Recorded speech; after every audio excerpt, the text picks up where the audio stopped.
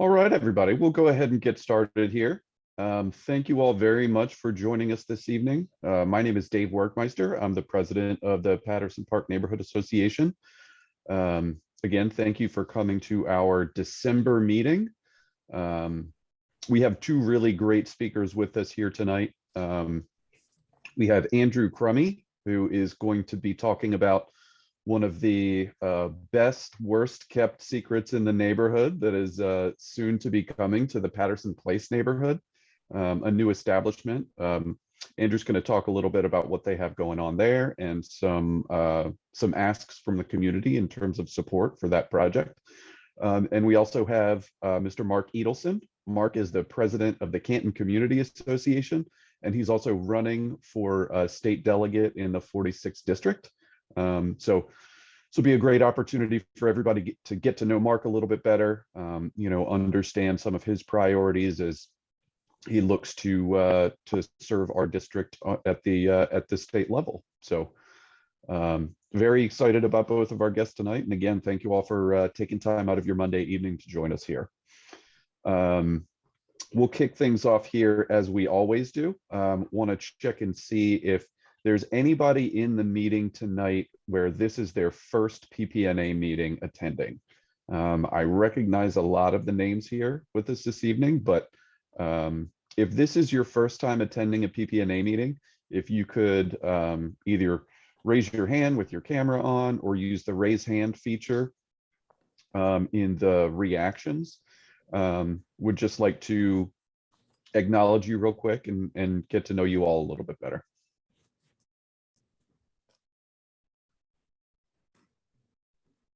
Anybody?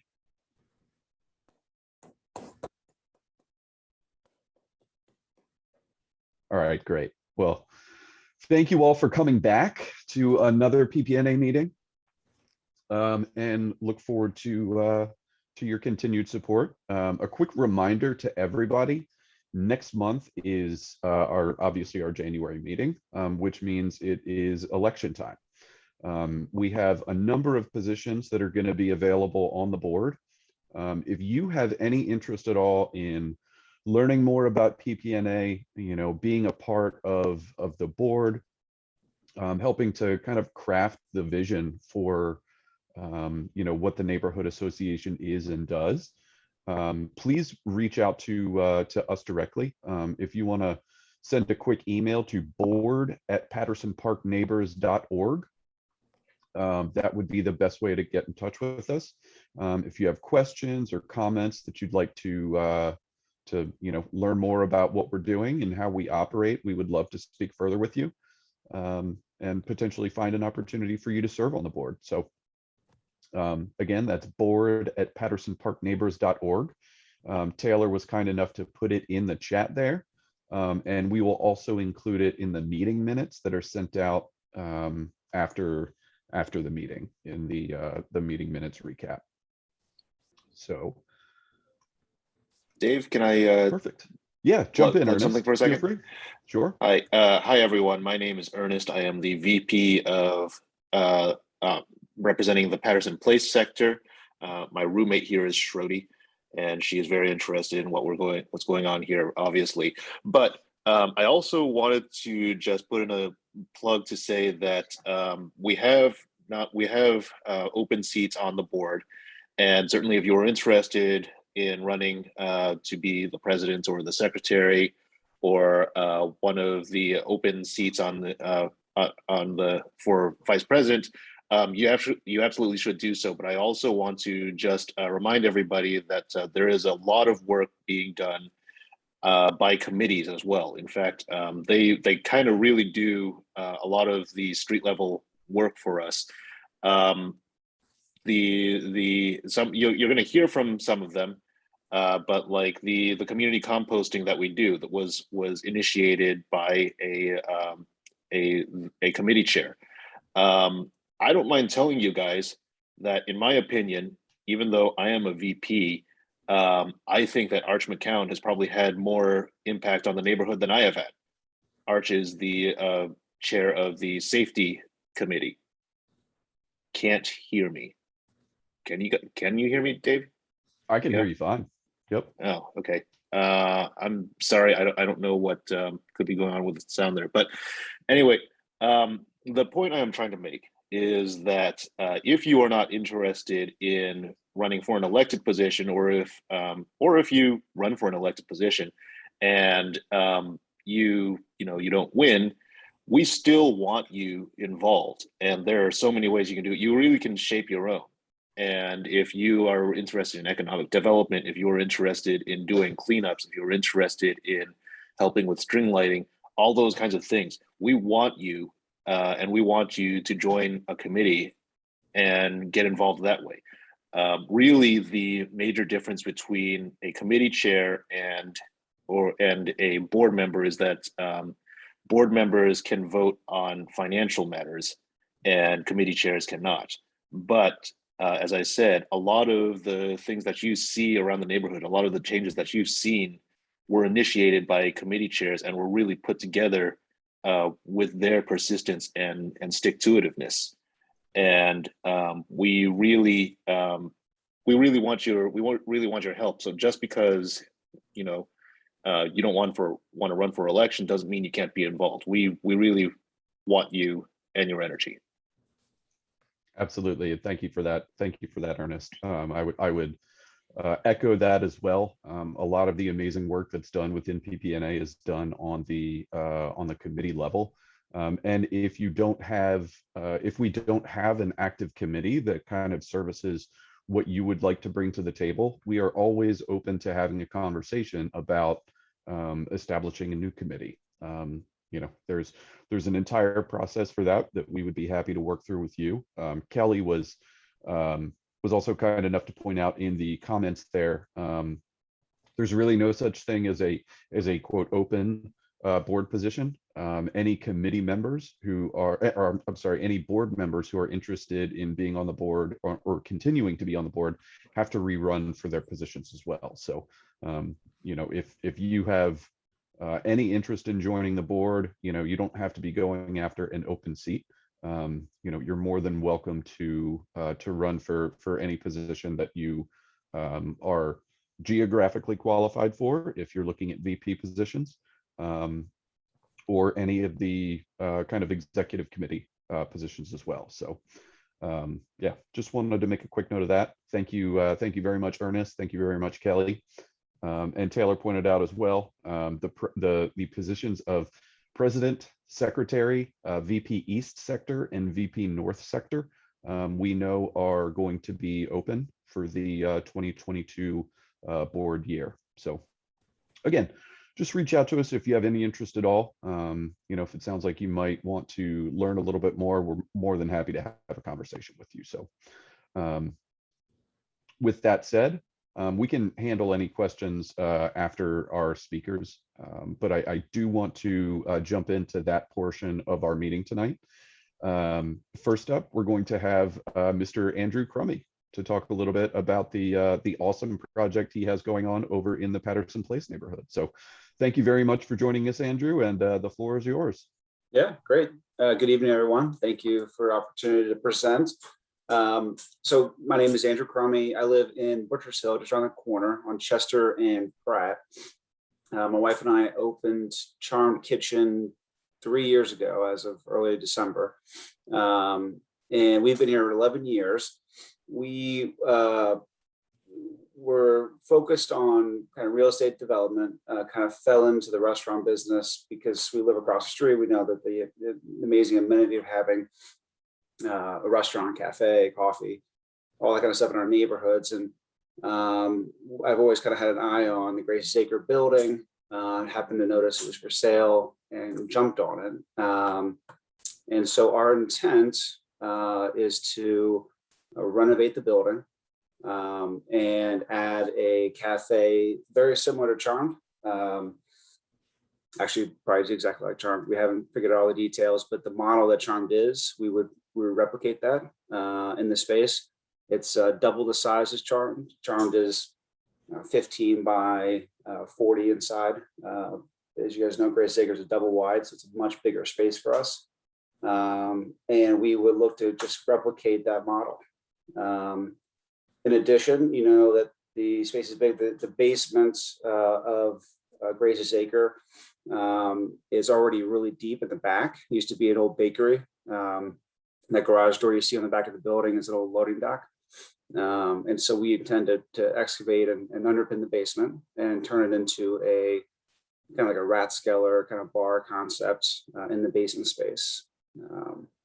So right now, all we have is schematic plans. We just laid out what we're trying to achieve to make sure it fits, to make sure that we can get all the egress, we can get all the spaces in there. And with that schematic, started the conversation with the board here about what we're going to need support from the neighborhood on when it comes to zoning. So let me start with sharing my screen. And I'll start with the elevations of the building. So currently, zoom out here real quick. So currently, this is the existing elevations. Everyone's familiar with the fact that it has this gabled section over the third floor in the front of the building. It was combined back in like 96, I think is what the zoning, or 2006 is what the zoning cards read. So this is one lot right now, double wide with kind of steel supports throughout the building. So our intent, and so you can see that this is the side elevation. This part was built in the 60s as the loading dock for the bakery. So right now, this property goes all the way to the lot line. And right here, right back here is the alley. And so the proposed project rebuilds and adds the third floor, removes that gable top and boxes out the building, and we extend the third floor all the way back to the lot line or the alley. So this little structure would get taken down and we would build it up to match. And then this would be the side elevation along Fairmount. This would be the elevation along Chester. You can see the differences in access points. And I'll show you in a minute, but we are actually going to level out the whole first floor so that it's right off the street. Anyone who's been in Grace Acre knows you get to step up. Right now, there's the door that goes up to the apartments. That door would be shifted back. Right now, it's proposed to be located mid-building. I'll show you the floor plans in a minute. And then we have stairs down to the basement, which is the current entrance to the apartments. We do get rid of the loading dock door. To be clear, this is a loading dock. It's only about 6 feet deep. There is a curb cut, but it is not restricted parking now. So this gets torn down, rebuilt, and it's just an access door for deliveries, no longer a garage door here. Our current iteration, which it doesn't show here, is we have our access to the trash off the alley. It's internal to the building. We don't have room to put it, I'm not going to put it on the sidewalk, and we don't have room to put it anywhere else, again, because the property is all the way to the back. Jump to the floor plans. So this is the entrance off of, let me zoom out real quick. Again. This is the entrance to off of Patterson Andrew, Park. we're not seeing a change in your display. Yeah, we can't see the new window if you. Yeah, give me one sec. Yep, no problem. You see it now? Yes. Yep, there we go. Perfect. All right, so this is Patterson Park. This is the entrance. We, like I said, if you guys have been in Grace Acre when it was open before or seen the building steps up quite a bit throughout the building. We're going to level all that out. And this would be our cafe space. Again, this is schematic, so that the things will move around and be refined later. Again, we wanted to make sure that we could fit everything in and the concept worked for what we're trying to achieve. So just like Charmed, we'll have our we'll have our counter, we'll have a commercial kitchen. We're gonna have retail, just like we do at Charmed with the alcohol, the ice cream, the candy, all those little things that we've added during COVID and we're gonna keep. Service would be similar to Charmed, mostly a counter service kind of place. Unlike Charmed, we actually would have enough seating where you could, post up with the laptop. At Charmed, we discourage that because it's just not a lot of seating. If someone does that, we're kind of tight. So that does give us a larger space for bigger groups, internet cafe, that kind of concept. And it does give us, I think we're between the two spaces, we have something at least like 50 to 75 seats, which is important for our restaurant license, liquor license. 2 ADA bathrooms, and then we are cutting a line here where this entrance from the side street is, and we have as is our access to our apartments. So a couple of nuances here. There's 5 apartments proposed. We have 1 apartment on the first floor. It's an ADA apartment. And we have 4 apartments above, 2 on each floor. So we've been able to keep because we laid it out, we know that we can get the apartments that we want over the 3 floors. There'll be 5 2-bedroom apartments. And they pretty much stack above. And again, these are just schematics, so they'll alter. Right now, we have a common stairwell to go up to the apartments. One of the things that we're still trying to understand code-wise is, sorry to move around so much, is whether we need to have an elevator or not. And that's specifically for the bar space below. So the bar space below would be accessed by what's currently the door up to the apartments. That would be reversed, and that would go down to the basement. So this would be the basement space. It's a good sized bar. Again, it'd be 2 times the size like a Venice Tavern basement bar. And this is meant to be the same operation as the cafe upstairs. We still have to figure out how we're going to get our circulation for back of house, our commercial kitchen and all that, but we're assuming that's over here. We're going to have a kind of a quasi private seating area where, again, this is all schematic. We have a lot of refining to do, but kind of an open bar concept in here. And then if this wanted to be rented out for an event, watch a game, or just left open for normal bar patrons, we can do that. We have to have 2 egresses out. So we have double use of the door. Again, this is above, this is where that garage door is now. Now we're just having a delivery door, and that also gives us egress out. And we would have our kind of back of house logistics for the restaurant, and the bar would be in the basement back section. So dry storage, shelving, walk-in box. These are all kind of just placeholders for now until it gets refined. But we have all of our capacity built into the basement. What's shown here is the trash room. And so it's tough. Right now, the intent is that we are going to have that internal. And I'll get to an alternative in a minute. The idea is we'll have a trash room internal. We don't want to have an exposed dumpster or trash. And so that kind of makes it a little weird and funky on the floor above. We have to raise this floor, but it works. We can make it work. So that's the project in a nutshell. So we're 5 apartments. We have a cafe use on the first floor, a bar use. It's really all one entity anyway, but we would separate it by a feeling of it. You'd be in a bar space versus the cafe upstairs. Hours would be similar to what they are. Charm Cafe would close around 9 o'clock. The bar would close per whatever MOU we can agree to. What's not Fells Point, right? So we would have those hours kind of ironed out later.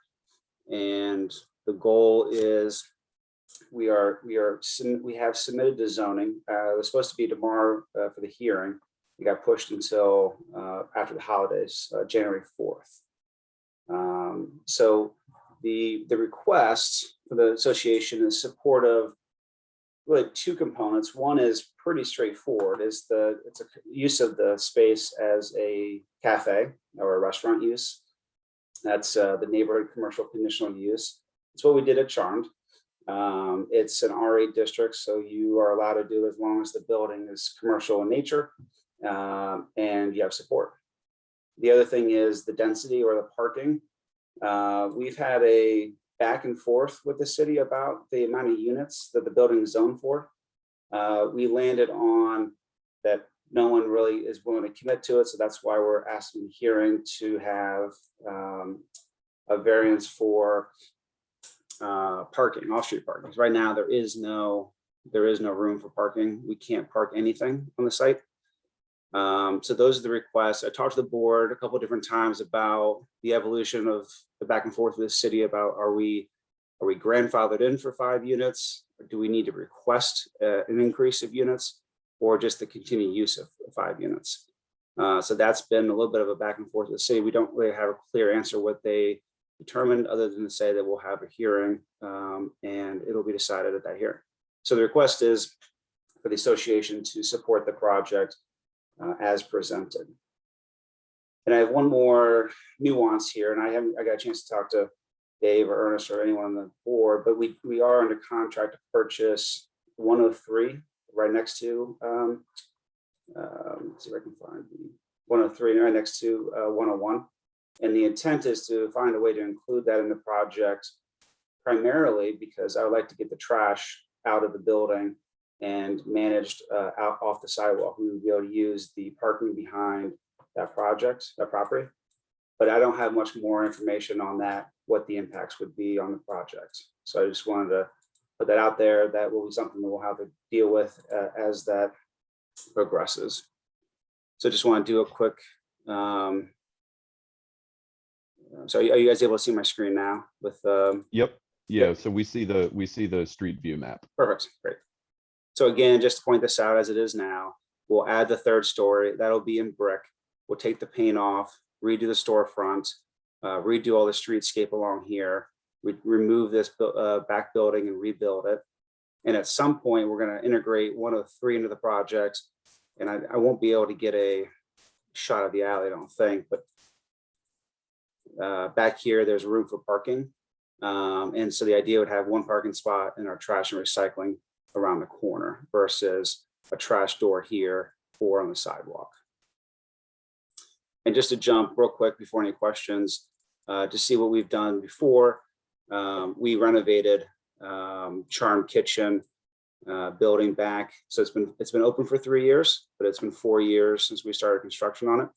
And actually, it's pretty cool in view. I can show you what it was before we bought it. So there was a little bodega that's been there for 30 some odd years. And so we bought this building and the one right behind it and renovated it. Quite a bit of construction there to current state, which has the cafe use on the 1st floor, 1 apartment on each floor above, so 2 total apartments. And then we renovated this building behind it, tore it down and rebuilt that as well. So the streetscape has been improved, and we want to have the same impact on the corner we did here with outdoor dining, cafe lights, new trees, streetscape improvements, and bring the activity to the corner. So that is the project. Are there any questions of what you've seen so far?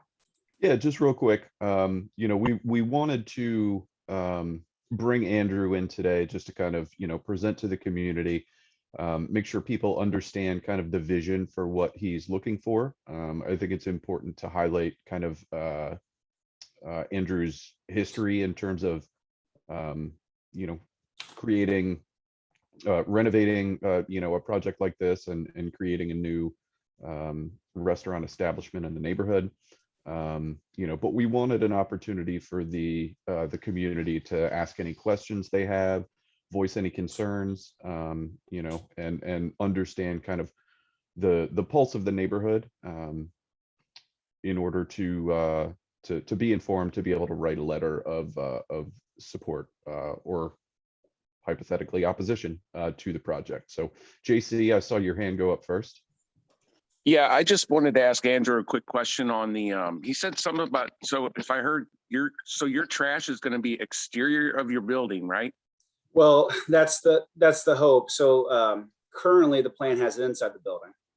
Okay. If we're successful with 103, which I don't see a reason why we wouldn't be able to purchase it, we're under contract. The idea was that we would move it to the outside, but it would be on 103's lot, not on the sidewalk or on the public right of way. Okay, all right. You covered it. Perfect. Thank you.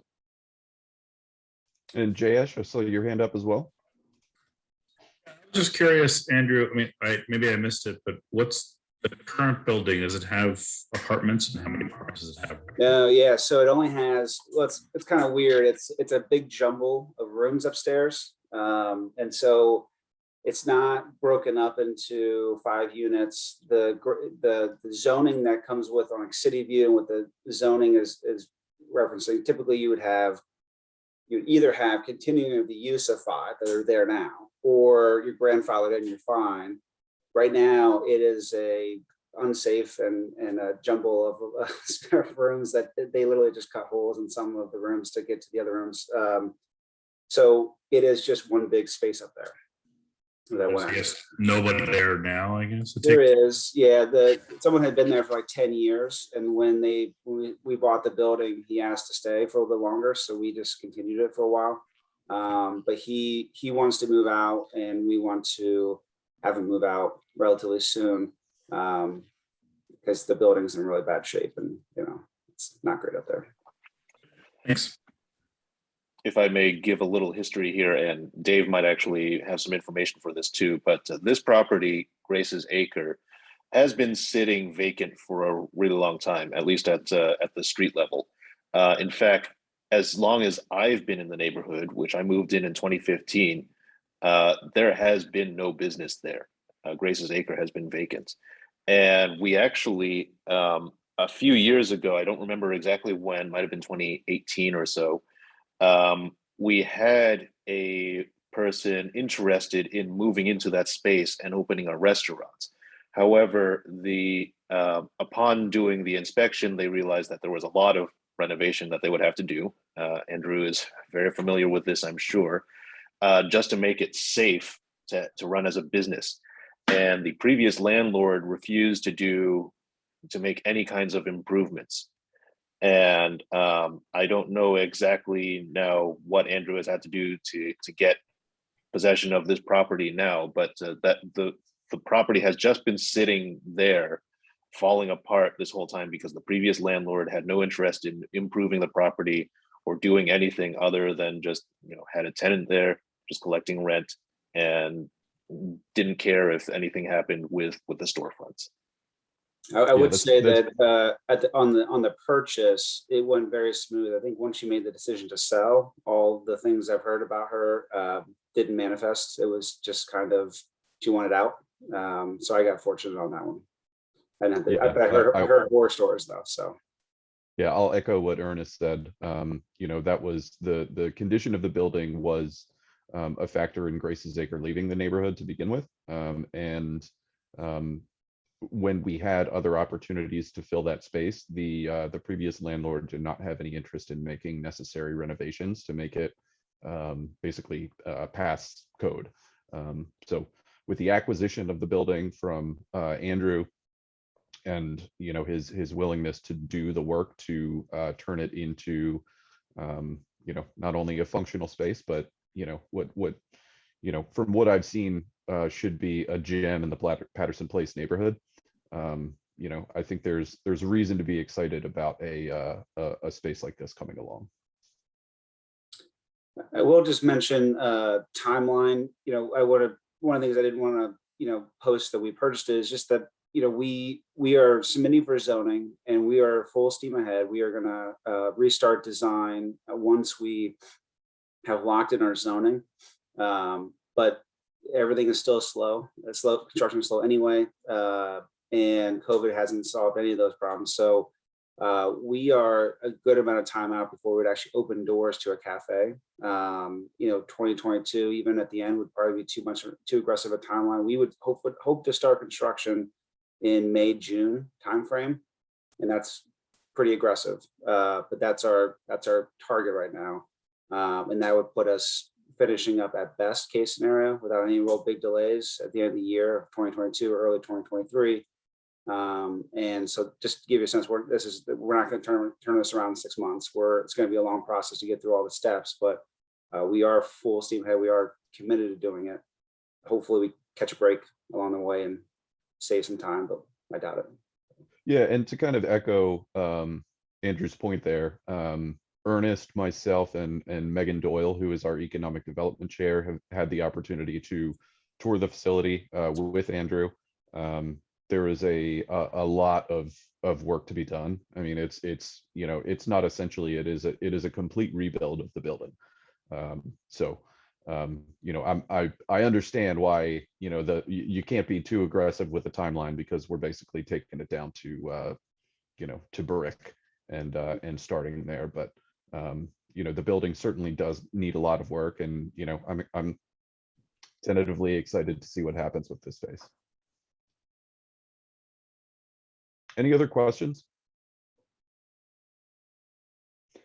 Well, Andrew, thank you so much for joining us this evening. It's great to see the plans for it, the investment that you're making in the neighborhood, and look forward to continuing to work with you on this project. Great, thank you. And if anyone wants to reach out, you can find me on Facebook. I think I gave my email out earlier, just my full name at gmail.com if you have any questions. And before we get started, if everyone wants to see the space or anything like that, just let me know. Awesome. Yep, we'll include your contact information in the meeting minutes. Okay. So anybody, if you have questions after the fact, feel free to reach out to Andrew that way. Great, thank you. Great, thank you so much. All right. Well, next up, we have Mark Edelson. Again, he's the president of the Canton Community Association, and is running for state delegate in the 46th district. So thank you very much for joining us this evening, Mark. I'm excited for everybody to learn a little bit more about you and the plans that you have running for state office. Thanks, Dave. I appreciate that. Thank you, everybody, for having me. I apologize if there's any internet spottiness on my end. I'm at my office still having a bit of a late day, and the Wi-Fi seems to be kicking in and out a little bit. So if you can just hear words and my head is moving disconnectedly from them, I apologize for that. You look and sound great so far. All right. Well, that's fantastic. Thanks, Dave. So a little bit of background on me. As Dave mentioned, I'm the president of the Canton Community Association. I have been in that role since 2017. I commend all of you for your work in the Patterson Park neighborhood. Don't hold it against me that I'm a little bit south of you guys. I'm also the co-founder the founder and co-chair of the Canton Anti-Racism Alliance, which we started in 2020. I am a lawyer and partner at a law firm downtown called Silverman Thompson. I am the vice chair of the Democratic State Central Committee for District 46, which is a position I was elected to back in 2018. I'm also a college professor. I teach a course at Goucher University. And if elected in this race, I would be only the fourth foreign-born immigrant serving us in the House of Delegates. I was born in South Africa in 1984. As Dave mentioned, I'm running to represent us in the House of Delegates in the 46th district, which is where we all live. Our fantastic delegate, Brooke Learman, is running to be our next state comptroller, I hope successfully, I think successfully, which is resulting in a vacancy in our delegation. So I'm running for this seat to join Delegate Luke Klippinger and Delegate Robin Lewis and Senator Bill Ferguson representing us in Annapolis. People often ask me why I'm running for this position. I obviously have a lot going on as it is. And I tell them two things. First, I believe in public service. I was raised that way. And second, I believe in Baltimore. And I know that our best days are ahead of us. When I see projects like Andrew's and work that folks are doing around the district and around the city, it reinstills that belief in me that in Baltimore, while we have a lot of challenges, our best days are truly ahead of us. Now, I launched this campaign back in March with a clear message of building a connected, equitable, sustainable, and safe district. Since then, we have been working extremely hard. We have knocked on over 19,000 doors and made about 10,000 phone calls to residents of the district. And frankly, we've been hearing pretty much two things back the whole time. The first is that people are scared and they're worried for themselves and their neighbors and their family members and the future of the city. And the second is that people want to live in an urban environment where they can get around without having to drive a single occupant vehicle everywhere they go. So when it comes to safety, that is probably 90% of what we're hearing from community members when we're out on doors and on phone calls. And frankly, I think, and I see this in Canton as well, this has to be top of mind for every elected official and community leader in our city right now. Our public safety challenges are deep-rooted and complex. There is no quick fix. There is no one-size-fits-all solution, and there is no one coming to save us. It is time for us to face these challenges together. On the one hand, that means we have to be holding our police department accountable, transparent, and ensuring that it is truly responsive to the needs of the community, making sure that it has the resources that it needs to act at its best and highest levels, but is truly serving us and all of the residents of our city. We should be hiring, training, and retaining the best talent. But equally importantly, we have to recognize that we cannot simply police our way out of these challenges. We have to invest in programs that have shown success at interrupting violence, reducing homelessness and drug use, breaking the school to prison pipeline. I've done a lot of work over the last few months and years with organizations like ROCA, Safe Streets, Another Life Saved. They are doing incredible work. They do not have nearly enough resources to really stem the tide of violence in our city. And we have to be investing in after-school programs. I spend a lot of time in neighborhoods in southwest portions of the district and northeast portions of the district. And what we hear over and over again is kids need something productive to be doing after school. Like the stuff that Jayesh does with the Baltimore Bolts, teaching kids 3D printing. That's the kind of stuff that we have to be investing in our communities throughout the city, quite frankly. The second piece is connected. I truly believe that we will only fully reach our potential as a city when we fully invest in a public transportation system that works for everybody. Now, that is particularly important when about a third of our city residents cannot afford to own a vehicle, and when studies repeatedly show that the number one key determinant that will impact whether an individual or a family are able to lift themselves out of poverty is reliable transit. In my vision, that means a fully connected transportation system in the district. A water taxi station at the Middle Branch Marina in Cherry Hill, dealing with the traffic and parking issues in Locust Point that are creating unsafe conditions, a MARC station at Hopkins Bayview on the east side, a true east-west connection running through the middle of the city, and fully investing in the Greenway Trails network, which will result in 35 miles of world-class protected walking and biking lanes throughout our city, connecting our communities and breathing new life into our neighborhoods. Not only will this connect us, it will also improve public health outcomes. It will increase foot traffic to our small businesses that desperately need it, and it will reduce our carbon footprint and help to make our district more sustainable, which is the third prong of my plan. To me, sustainability means ensuring that our children inhabit a healthier planet than the one we live on today, and working towards creating a more vibrant, dynamic, and inclusive economy. This is not a zero-sum game. We can and we must do both. Now, it's going to require some big, bold steps, like reducing our dependence on the Wheeler-Brader trash incinerator that results in our neighbors in South Baltimore shouldering a disproportionate and toxic share of our trash burden. But it also means small adjustments in our daily lives, expanding on recycling, composting, investing in community gardens and green spaces, getting us as a community closer to zero waste. There's a great example of this right now taking place between the Canton Community Association and the sustainability chair of the PPNA, Allison Blood, where we're doing a composting program based on a grant that Allison was able to obtain, and we're expanding composting opportunities throughout our neighborhoods. In terms of our local economy, we can spark the next economic renaissance in Baltimore. We can. We have everything here that we need to do it. It is going to take sustained long-term partnerships between the public and the private sector, expanding job opportunities now, and training our youth and our workforce for the jobs of the future. I'll leave you with a quick story about that.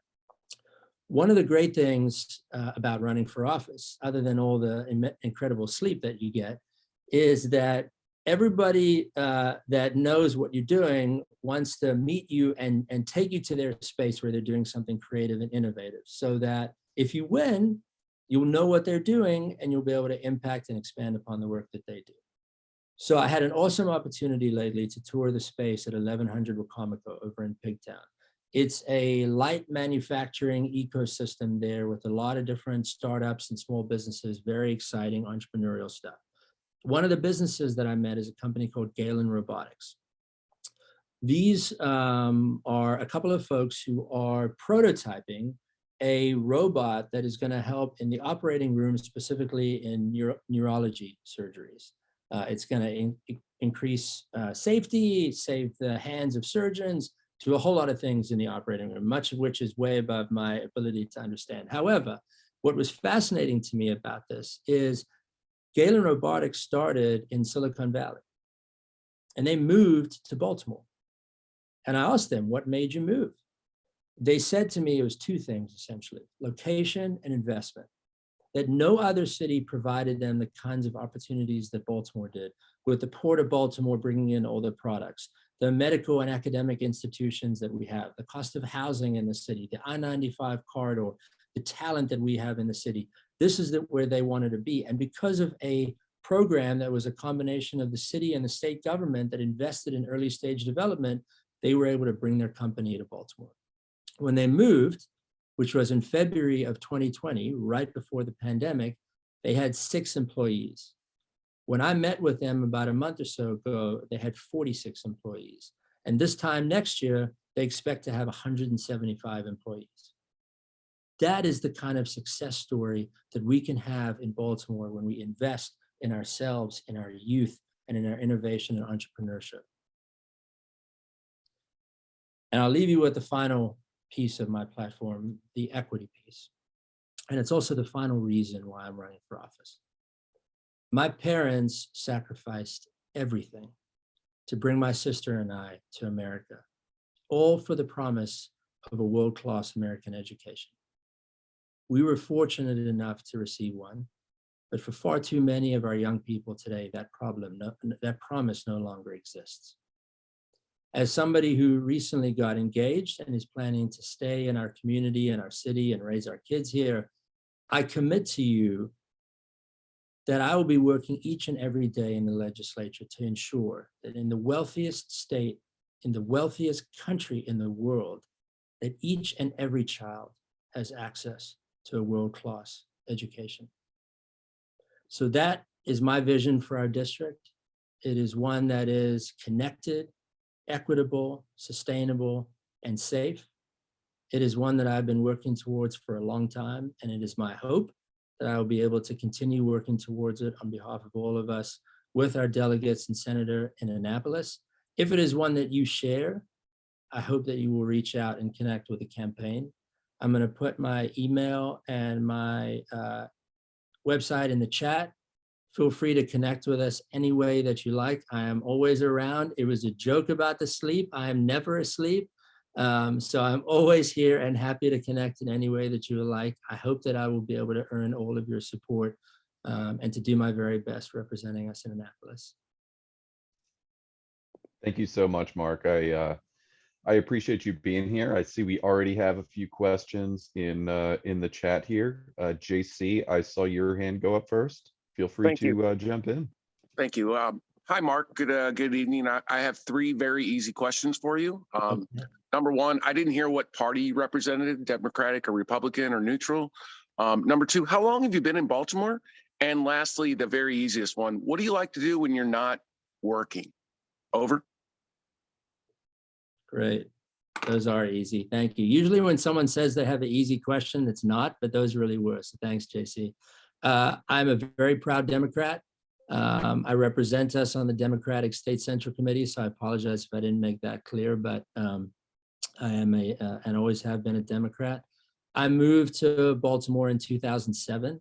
When I moved to America, my family moved to Atlanta because we had cousins that lived there. So we moved to the US in '99, lived with our cousins for a while until we were able to afford our own place to stay. And I went to high school and undergrad in Atlanta, and I moved to Baltimore in 2007 to go to the University of Maryland School of Law. What do I like doing when I'm not working or running for office or teaching a course or leading community association meetings? I love sports. I played soccer my whole life, so I'm a bit of a soccer fanatic. And I also love music. When things are a little safer, I enjoy very much going to music concerts. And I actually started learning the keyboard about 18 months or so ago. So typically on Monday evenings, I try as much as possible to be in piano lessons when I can. Of Thank you so much for that response. Appreciate it. course. Thanks for the questions. Thanks, JC, and thanks, Mark. Katie Miller. Hi, Mark. Thanks for joining us tonight. I was just curious, you know, you're a white person, I'm a white person, and you're pursuing a position of power in 2021. And I'm just curious, like, how you plan to hold yourself accountable as a white person pursuing power and making sure that you're sharing that power with folks who don't necessarily share your position of privilege. Yeah, Katie, that's a great question. Thank you. That question really is a lot of what led up to us making the decision to form the Canton Anti-Racism Alliance. There are a lot of neighbors of mine in Canton who are not white and have not felt comfortable in Canton and have not felt as though their voices and opinions are valued and not felt as though they are as much a member of the community as their white neighbors. We also did a lot of research and learned about the history of Canton, which has its very, very shameful moments. And so we decided that it was time for us as a board to take on that challenge and use our positions of privilege and power and authority to create a space where everybody feels equal and has an opportunity to speak and be recognized. And we've actually had a number of our neighbors join the board of the Canton Community Association as a result of the Anti-Racism Alliance, because they feel that it is now a place where more voices and diverse voices are heard. And so it's that kind of work ethic that I'll be taking with me to Annapolis. And that really is my goal. I mean, I spend, when I'm out door knocking, significantly more time in neighborhoods south of the Hanover Bridge and in the northeastern parts of our district, which are more diverse neighborhoods, because those neighborhoods unfortunately often get left behind. And so the best thing that I can do as a white person who is hoping for a position in which I'll be a leader is to use that leadership exactly as you say, to make sure that we're uplifting all voices and making sure that resources and energies are spent in all areas and not just the ones that frankly get it a lot. Canton has a lot of resources. Canton is a very needy community, but the needs are not the same as other parts of our neighborhood. And so that's why I try to spend my time and dedicate my resources in other places. And I plan to be the same way as delegate. So I have a quick question, Mark. Maryland as a state is incredibly diverse. You know, it's a reason why a lot of people move here. We have, you know, mountains, we have, you know, cities and urban areas, lots of suburban areas, we have beaches, we have everything. But and with that, I think comes certain challenges from a state legislature level of trying to find common ground with communities that might not understand some of the core issues in Baltimore City and something like that. How do you plan to work on a state level to make sure that Baltimore receives adequate funding for the initiatives that you're championing and others, you know, within you know, Baltimore City are championing for, and making sure that those initiatives are appropriately funded on a state level rather than a city level, just a city level? Yeah, that's such an important question, Dave. I appreciate that. The first part of it is recognizing that that is going to be an issue. Cannot tell you how many people I've had reach out to me and say to me, you need to be prepared if and when you win this race, most people around the state like to spend their time speaking ill of Baltimore in the legislature, and they're not going to be very excited about all the plans that you have to improve life in Baltimore City and the money that it's going to take to do that. So one piece of that is recognizing that you are absolutely right. That is going to be the case and is currently the case. For me, I think it's two things. One is using my legal skills to make the argument as to why the benefit to Baltimore benefits the state. I mean, think about it. Yes, we've had population loss in the last 10 years, but we're still 5 times more populous than any other city in the state of Maryland. We are the Port of Baltimore, which accounts for $2.2 billion of business revenue annually for the state of Maryland. We have all the best medical and academic institutions in the city. And so I think we, one, really need to be making that case for the benefit that the state achieves out of having a highly successful Baltimore, which is the cultural epicenter of the state as well. Two is sometimes you just have to realize you're not always going to make friends with everything that you do. So a couple of years ago, I was the lead attorney that sued the city to prevent the demolition of a protected bike lane in Southeast Baltimore, because I believe that that bike lane staying intact was the right thing for our neighborhoods, particularly for our neighbors who cannot afford to own a vehicle. I wasn't popular with the mayor or any aspect of that administration. And quite frankly, I wasn't popular with a lot of my neighbors, but I believed that that was the right thing to do. Since then, a lot of people have come along. We've been able to bring people into the conversation, but sometimes you're just going to have to stand up for what you believe in, even if it's not popular. And we're going to have to do that in the State House. And then there's the other piece, which is that there is a power structure that is shifting in Annapolis that can be extremely positive for the city of Baltimore, right? The president of the Senate is our 46th district senator. God willing, Brooke Learman is going to be our next state comptroller. Speaker Jones is from the Baltimore region, and I am hopeful that we might have a governor who's from the Baltimore region, but maybe even the city if we're lucky. So that is a totally different way that our, the biggest levers of our state government are going to be looking at Baltimore City. And it gives us an opportunity to capitalize on that and really think big about what the future of our city can look like. Thank you, Mark. Jeff Reiner, I see you have a question as well. Sure. I listened to what you had to say, and it sounded like you're repeating things that our mayor has said over and over again, and our city council, Zeke Cohen. And I just want to say I do support both of them. But I'm curious because we're talking about I'm going to talk about the crime and the fear part that you were talking about, that people have in the neighborhoods. At some point, I would like to see some politician do something different than talk the same points, because nothing seems to be changing. And I agree, I'm all for spending money to help the kids, whatever that takes, the school systems, all of that.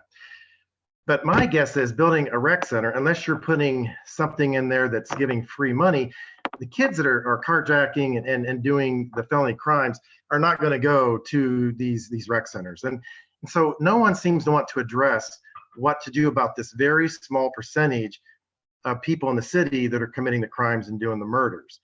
And I would just like to hear some new ideas, because what's happening now is like continuing on. How many years are we going to continue with 300 plus murders? And it's just the way Baltimore is, because we're unique. We're not that unique.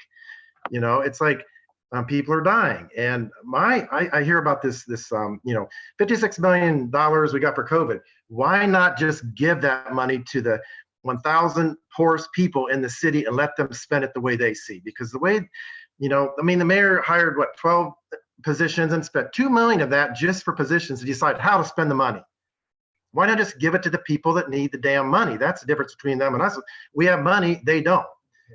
So anyway, it's sorry to get emotional, but anyway, do you have any new ideas different than what, everybody's saying already? Well, one, I appreciate your frustration, and I feel the same way. I think it's a couple of things. One, those kids that are committing, or young adults that are committing the violent crimes, got that way somehow. And we lost them along the way to get to where they are now. And so if all we try to do is solve the short term of, get these kids and throw them in jail, it's not ultimately going to solve the problem. That being said, I am not out here saying that all we should be investing in is, rec centers, and that single-handedly will solve the problem. This is a massive challenge that we have, and it is at crisis levels. Our city is in a very, very bad place, public safety-wise. 98% of the conversations I have with folks while door knocking are concerned about public safety and are concerned about having to move out the city or their kids having to move out the city. So we have to tackle the issues associated with our violent offenders. Frankly, part of it is our police department has to be making good arrests, and our state's attorney's office has to be prosecuting and getting good convictions against the people that are committing the most violent crimes. I will say this. Prior to the Hogan administration, during the final years of the O'Malley administration, there was a lot of coordination between our state and city government, particularly in the area of public safety. And I'm not talking about the zero tolerance policies. I'm talking specifically about areas of coordination between state patrols and city patrol, because right now the Baltimore City PD has to also patrol all the highways that come in and out of the city. And that is a massive undertaking that requires a lot of officers. Prior to the Hogan administration, there was a significant amount of work with state patrol and the city patrol on the highways that come in and out of the city, one. And two, there was a warrant task force, not the gun trace task force, a very different one that was focused specifically on violent offenders, that was getting arrests the right way, and the state's attorney's office was getting convictions the right way. Those two led to a significant dip in violent crime in the city, because a lot of the guns and drugs that were coming into the city were stopped on the highways by state patrol, and the violent warrant task force was having success at apprehending the most violent criminals. Both of those programs ended the moment Governor Hogan came in office. Now, I'm not someone that's going to stand here and say that all of the problems in Baltimore City should be laying at the hands of Governor Hogan. We are all accountable for where we are right now. But those are two very specific programs that I think that we should bring back. And that is a state thing that we can be bringing in resources into the city to deal specifically with violent criminals who are bringing guns into the city and killing their neighbors.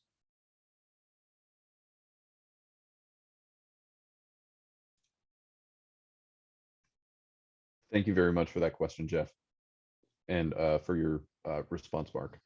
Joshua Rodriguez, I see your hand up. Hello, everybody. Appreciate you being with us, Mr. Edelson.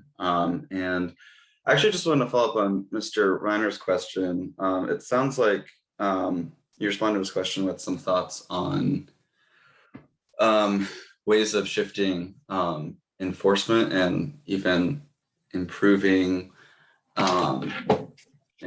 judicial measures. But I think Mr. Reiner's question was more pointed at wondering, and before I ask this, I do want to say I don't expect you to have these solutions to entirely to the issues that are being raised here, especially in terms of racial and economic disparities. But it is really helpful just to know what sort of thoughts you're carrying with you to the State House in Annapolis. And so what I think is more to Mr. Reiner's point, and what is definitely my point, is what are more tangible and specific measures or the ideas that you have regarding improving economic mobility and opportunity for the poorest of the poor here in our city, and specifically our district? Okay, great question. First, please call me Mark. You don't need to call me Mr. Edelson ever, unless you're one of my students, and I even tell them to call me Mark.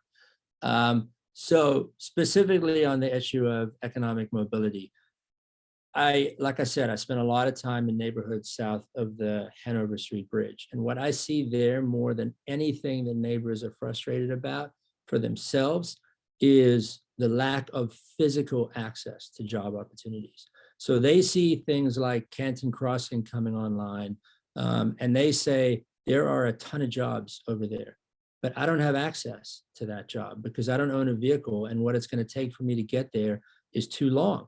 I speak to folks in the port community that say, I have good low and medium skilled paying jobs. I would love to hire people in Baltimore City. The problem that I have is that they have to take 3 buses to get here.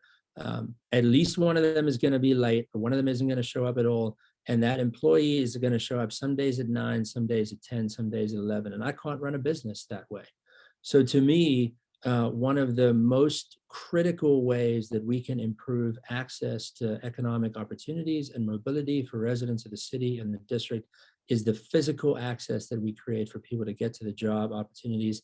And it's not just that. So your question is appropriately about mobility economically, but it also implicates fresh groceries, fruit and vegetables, where folks live in neighborhoods that are food deserts and they're not able to access those opportunities. It also impacts getting to medical healthcare, so doctor's appointments for themselves and their kids. All of these things are impacted when we have a system that doesn't connect people from A to B in a safe, reliable, and efficient way. And so that to me is it happens to be an area that I personally am particularly passionate about, but it's going to be one of the top issues that I'm going to be taking with me to Annapolis, because it is so critical to get residents of our city from where they are to where they need to be, to earn that money, to bring it back into their neighborhoods. To Jeff's point, yes, I guess it's an idea to say, let's take the money from the Recovery Act and just put it in the hands of Baltimoreans that need it. First part of that, I would say, is it's a lot more complicated to actually do that in practice than for us to have the theoretical conversation here in this meeting. And I do think that it's important to hire people that have the ability to oversee a stimulus of that size for the city to make sure that it is done right. And personally, I think that the salaries that we're paying some of these folks to oversee a package of that size is well worth it. But the bigger question is, how do we get that money into the hands of people that really need it to improve their lives, their children's lives, and the next generation of kids in this city, so that they don't grow up to be the violent criminals of the future? And to me, the way that we do that is by getting people access to the opportunities that they will be able to use to uplift themselves. I mean, it's not even me just saying it. I reference it in my remarks, but study after study after study shows that the number one factor whether a family or an individual will be able to raise themselves up out of poverty is a reliable transit connection. So that's where I will be focusing my time, because that's what I believe will make the difference for us. And we don't live in a huge city. Geographically, it's not massive. You should be able to get around Baltimore City without having to use a single occupant vehicle and enjoy the restaurants and the harbor and the culture and what makes each neighborhood unique and charming. So that's my position on that. Thank you very much for that. We have one question in the chat. Do you support, and I'll say support or oppose, A, decriminalizing paraphernalia, and B, do you support or oppose overdose prevention sites? Yes, is the short answer. I think that we probably should have voted to decriminalize paraphernalia during the special session. I'm not entirely clear as to why that didn't happen. I'm hopeful that it comes up in our regular January session. But yes, I am. And I'm also in favor of overdose prevention sites, yes. Perfect. Thank you. Any other questions? I know we're trying to wrap up here. It's 8:08, so we've gone a little bit over. Any other questions for Mark? Mark, I want to take the opportunity to thank you for dedicating your evening to PPNA. We do appreciate it. And, anybody who has additional questions or comments, we will include Mark's contact information in the PPNA meeting minutes. But again, thank you so much, Mark, for taking the time today to hang out with us and talk a little bit about you and your background and what you're looking to do on the state level. Yeah, thank you all so much for the opportunity. Dave, thanks for having me. I've really enjoyed this conversation. This is very much a learning opportunity for me. So if I'm fortunate enough to be elected, I want to learn as much as I can to be as impactful as I can. If I haven't knocked on your door already, I promise you I will be before the primary. And I hope we're able to continue this conversation that way. And I hope I'm able to earn your support. One last question. Are you knocking on doors before 10 a.m.?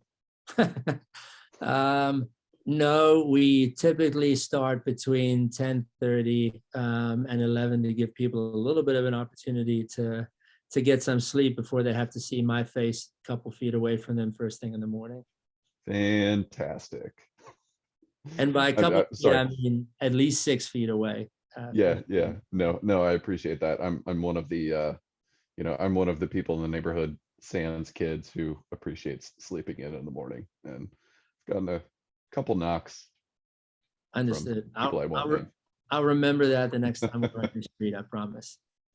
Awesome. I appreciate it. Thank you so much, Mark. Thank you.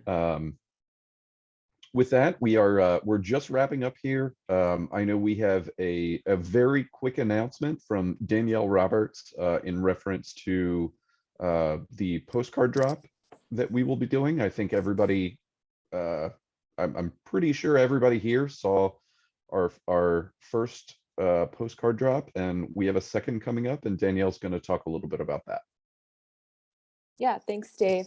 Very simple concept, but as a board, we are also always trying to make sure that everyone in the neighborhood knows about PPNA and knows how to get involved and feels invited to our meetings, but also to our committees and to all of the different work that folks in PPNA are doing. So as part of that, we've had kind of some work done on a series of postcards, and we're about to distribute the second in that series. Some of you, as Dave said, probably received the first or were involved in volunteering to help us distribute those. So we thought a good time would be the new year. Hopefully people are making resolutions about getting more involved in the community, or meeting neighbors, or finding ways to connect in new ways. And so we hope the timing will be good, and looking at kind of early to mid-January to be able to cover the neighborhood and drop a postcard to invite folks to learn about PPNA if they're new or just haven't heard about the organization before. So also maybe an invitation to those of you here who have maybe come to meetings or been involved in some things to get involved in PPNA and meet each other kind of in person. We'll have a little gathering to distribute the postcards, and then folks can sign up and hit up a couple of blocks and just put them in the mailboxes, and maybe meet some folks along the way. So I'll just put a sign up form in the chat, and if you sign up to be interested in helping us to distribute those postcards, we will reach out to you and give you more details on kind of where we're meeting and when we'll be doing that. But again, it'll be early in the new year, and look forward to ways like that to connect. I know we've all been virtual for so long, and this is kind of a very simple way to maybe feel a little bit more more connected again. So hopefully we'll see all of you there. Awesome. Thank you so much, Danielle. Yep, and the link to that form will also be in our meeting minutes as well. So for those, we're obviously recording this meeting. For anybody who's watching after the fact, that link will be in the meeting minutes. Last up, just reminding everybody very quickly, we do have our elections next month. If you are interested in learning more about PPNA, becoming a member of the board, becoming more engaged with your community, this is one of the best and most rewarding ways to do that. I can speak personally for my experience over the last 4 or 5 years. It has been one of the most rewarding experiences of my life, and I would encourage anybody who has even the smallest amount of interest to just reach out to us, have a conversation, see if it's a good fit. If not, that's perfectly fine. But we want to keep doing the work that we've been doing and get new ideas and fresh perspectives. And I know that we started this meeting tonight with a room full of people who have been here before. So I know that we're talking to people who are engaged and supportive of the initiatives that we've done in the past, and would love to connect with you about the opportunity to continue to do that. Quick announcements. Taylor. Hi, Dave. Thanks. Good evening, everybody. This is Taylor. I am the current PPNA secretary, but I am not rerunning for my position in 2022. So I'd like to piggyback off of the call for nominations and share some changes for the 2022 January election. These are changes from the virtual election that we held in January 2021. I will state these briefly for those who are listening to the recording, and then you can also read these changes in the flow of the virtual elections in the meeting minutes. So first, candidates can only run for one position. If you are not elected to that position, the newly elected board may consider your candidacy for any remaining vacant positions on the board. And the board can be in touch with you if you did not win a position to find another project or another leadership role that would be suitable to the organization's needs as well as your interests. But for finalizing the ballot, candidates can only run for one position. We also ask that you be present to vote during the January meeting. So save the date now. The PPNA virtual community meeting for elections will be January 10th at 7 p.m. This is a change from last year, but we are asking that neighbors be present to vote. And so the voting will conclude during the PPNA meeting, and the newly elected candidates will be announced shortly thereafter. And third, an organizational change for PPNA that also affects voting in the elections is that there's no longer a financial obligation to vote or run. PPNA membership is now open to anybody who is a resident or a property owner within our neighborhood. And so we ask that you encourage your neighbors to also tune in on January 10th, regardless of having made a donation within the last 12 months. So thank you, Dave. That's all I got. I just wanted to give that quick rundown of things to keep in mind for the January 10th PPNA board election. Awesome. Thank you so much, Taylor, for that that recap.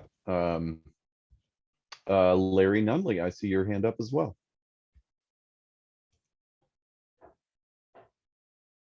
You're muted. Yes, good evening, There everyone. you go. Wanted to thank you for allowing me to say a few words. Just got two or three things, very short. For those of you who have received your carts, your recycle carts, please make sure you use them only for recycling. Some people have been using them for trash. Also, the 35-gallon cans are coming. They're not here yet. So for those of you who contacted 311 and wanted the smaller cans, they are still coming. Hold on to your larger ones until we work that out. If you have any issues or concerns with that, please, like knowing what to do with it, please send me an email. I put my email address as well as my telephone number for a call or a text in the chat. For those of you who had either lost, stolen, or damaged green trash cans, we have gotten those in.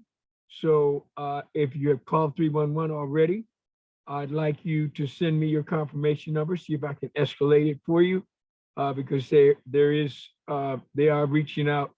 But I'd like for my people that I work with or represent, I'd like them to get theirs as soon as possible.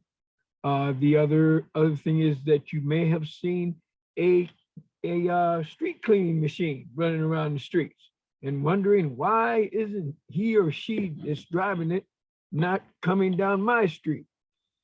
This is a pilot.